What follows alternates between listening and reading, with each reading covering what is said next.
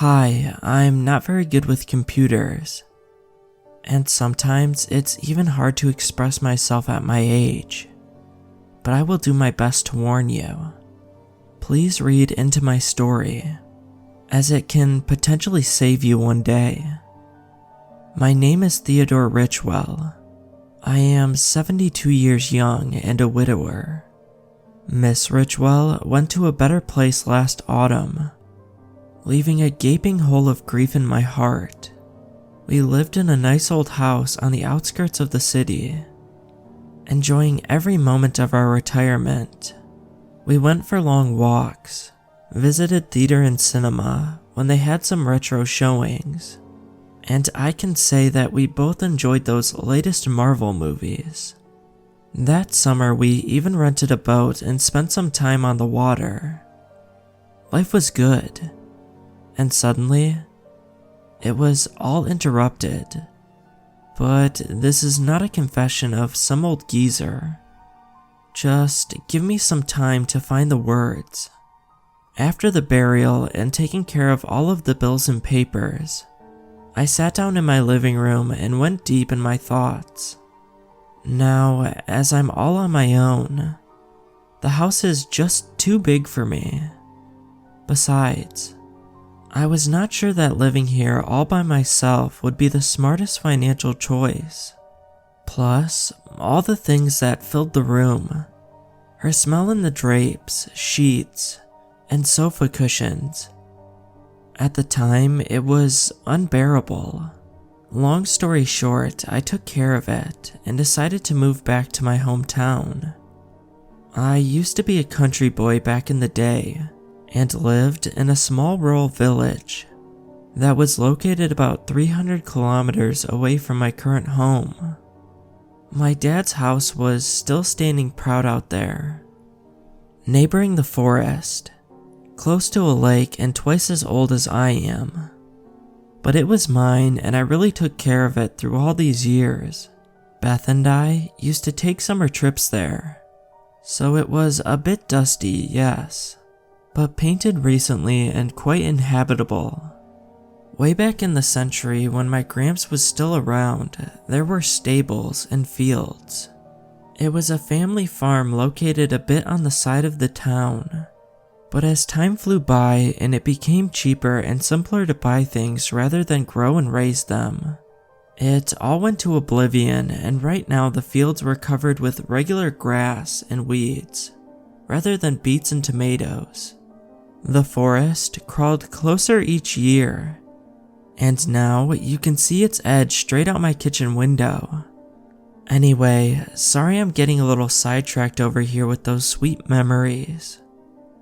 Word is, I moved in, and the next deed of mine was to get a dog, and so I did. I tamed a pooch who was hanging around the only mini-mart in town, waiting for some treats from the locals. I named him Chap and suggested him to follow me, so he did. Chap appeared to be quite an affectionate and smart pup, so that's what my life started to look like. An old man and his dog, hoping to help each other to feel a little less lonely.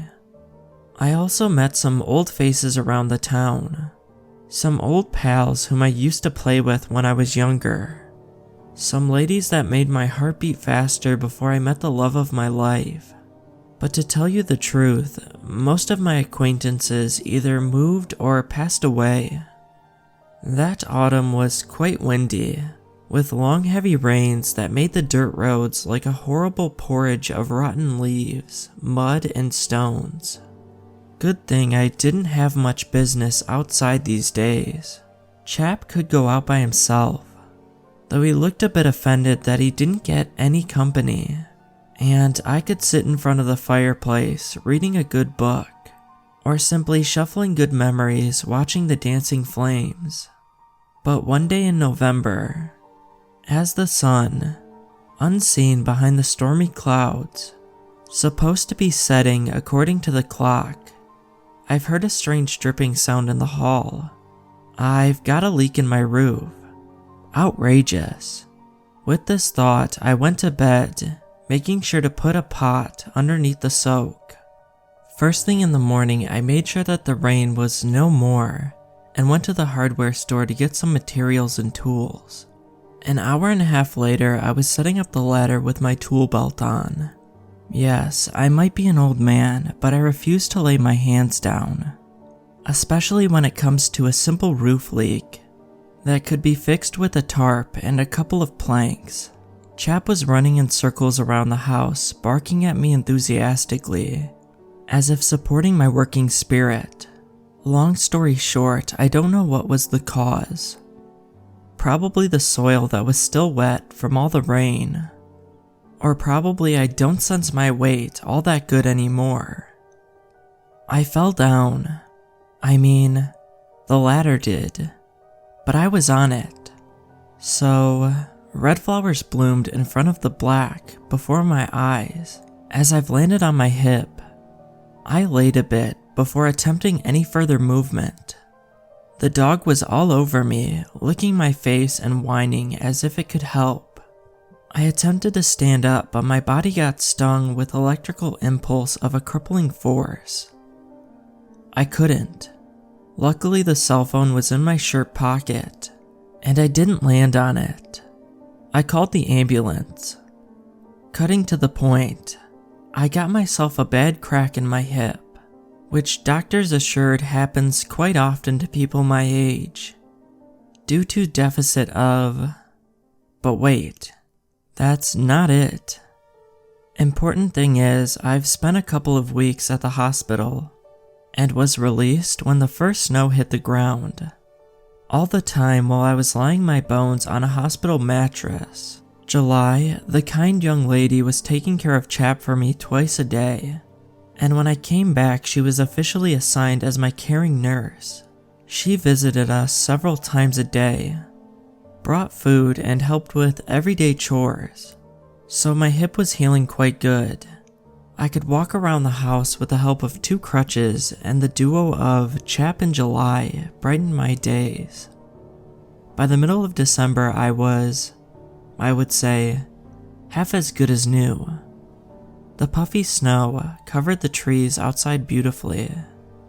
Christmas was coming, and it grew darker earlier in the day. One evening, I was sitting in my armchair watching the TV, with the furry rascal by my feet as usual. Suddenly, it felt as if something pinched me in the back of my head, as if somebody was watching me. I turned around, still sitting down, and peered over my shoulder into the window behind me. Just the gloomy dark silhouettes of the trees and a white carpet beneath. Relax, Ted, it's just your imagination and probably side effects of your medication, I said to myself as I was about to turn my head back towards the screen. But suddenly, at the very brink of my sight, something unusual flashed for a half second or less. I rubbed the bridge of my nose with my fingers, with my eyes closed, and gave it a second try. Yes, definitely there was something out there, but my vision deceived me. So I grabbed the glasses lying on the coffee table in front of me, leaning on the crutch and heading towards the window to get a better look. As I stared into the dark thicket behind my house, I definitely felt another presence. And so did Chap, who raised his head and looked bewildered as he listened. And then I saw her, the girl. It was a small girl, probably 7 to 10 years old. She was wearing only pink pajamas, standing barefoot behind one of the trees. She was half hidden behind a huge pine tree, with one of her arms leaning on the tree trunk before her. I saw the curls of her hair, and the single eye staring at me. Well, I think she was staring at me, as she was standing pretty far from my window, and my vision used to be much better. I was surprised. I was shocked. And then, I suddenly realized she might need help. Jesus Almighty, she had no coat or shoes. She could potentially freeze out there. If it wasn't for my leg, I swear I would have rushed to help, but I could barely move on flat surfaces, not even hoping to cross the backyard towards the woods with all those roots and snow lying around. So I did the next smartest thing that came to my mind. I called the cops. I tried to be calm, but I'm pretty sure it was very expressive. This little girl was on the brink of life or death after all. I was holding the phone next to my face while still staring at the girl, as I noticed she waved her hand and waved at me. But at that point, I got distracted with the officer asking some questions, and I dropped the sight. When I looked back, she was not waving anymore. 10 minutes later, I heard a knock at the door, and judging by the red and blue flashing lights reflecting in the windows, the cavalry was here. Chap exploded with barking, but I calmed him down quickly. It was Officer Rick Candell, the son of Mitch Candell, my good old friend and former classmate. "Hello, Mr. Richwell, nice to see you. Where's the girl you've mentioned?" he said politely. "Hi Rick, good that you came so fast. She's over there, right behind that." I paused, as no one was there behind that tree. "I think you might have scared her. She was just out there at the edge of the forest." Rick unfastened the flashlight from his belt. "Please, stay here, Mr. Richwell. I'm going to check out the area." And he went out, talking over the radio on his shoulder. 20 minutes later, he came back. No one was there. No traces in the snow at all. I spent some time with him asking me questions about the girl. What did she look like? What clothes did she have on? And stuff like that. I felt weird. At one point, I was absolutely sure that I saw what I saw. But I know how Rick must have felt. An old man who is 2 steps away from a nursing home sees some weird stuff after taking his painkillers. He never said anything like that, but I would have if I was in his place. Should I say that was not his last visit? Through the next 15 days, he parked his service car at my door 4 more times. As yes, I saw the same girl. Same pink pajamas and bare feet. Yeah, I agree. At that point, it became surreal even to think about. If it wasn't my mind and the whole situation was real, how did she not freeze to death? What did she eat in that forest? Thousands of questions swarmed in my head. Last time before Rick came by, Chap lost it and ran to the forest barking. I saw him running to the forest edge through the same window. My brave friend vocalized through the silence of the night as he shortened the distance towards the tree where the girl was standing, waving at me again. Suddenly, he stopped, tucked his tail, turned around and started to escape the scene. He came back trembling and whining. Rick didn't find anything.